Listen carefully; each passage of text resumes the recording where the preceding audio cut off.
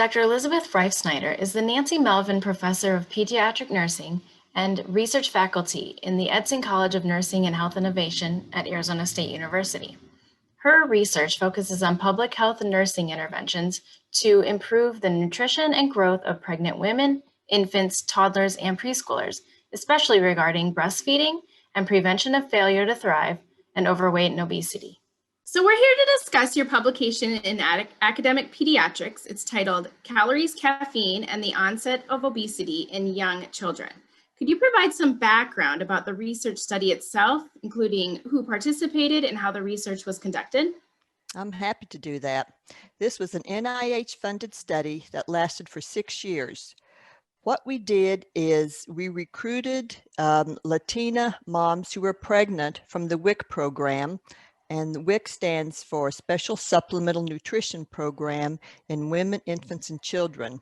And it's a nutrition program that's focused on providing healthy nutrition and nutrition education for low-income families.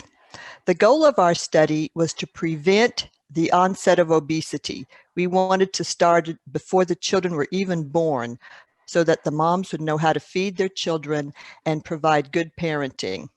We had promotoras who are community health workers, and they were all Mexican descent, all Spanish speaking, make home visits to these families. The families received 10 intervention visits across 2 years, and we measured the children's outcomes, including their diet, their weight, their height, their home environment every 6 months. And at 2 years of age, we looked at all that dietary data and analyzed the outcomes of the data. Okay, can you tell us what the researchers found? We found that 58% of the children consumed caffeine on one of the 3 days that we covered on our diet recalls.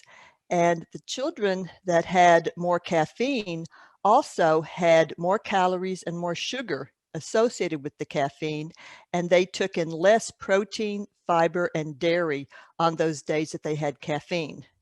And the caffeine was largely delivered through sodas or through chocolate milk. So it makes sense that they would get more calories and less protein and fiber. Oh, it's interesting. And one final question would be, why is this research important? Because children who began obesity at a young age, at 2 and 3, that weight generally stays with them, and that weight trajectory, how they grow, just continues, and they become heavier and heavier as they get older.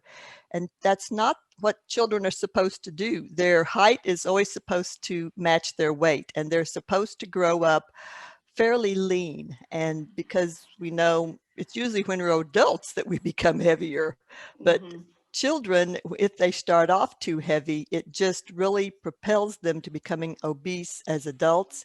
And that oftentimes results in type 2 diabetes, heart disease, musculoskeletal problems, and other issues that prevents a really healthy life.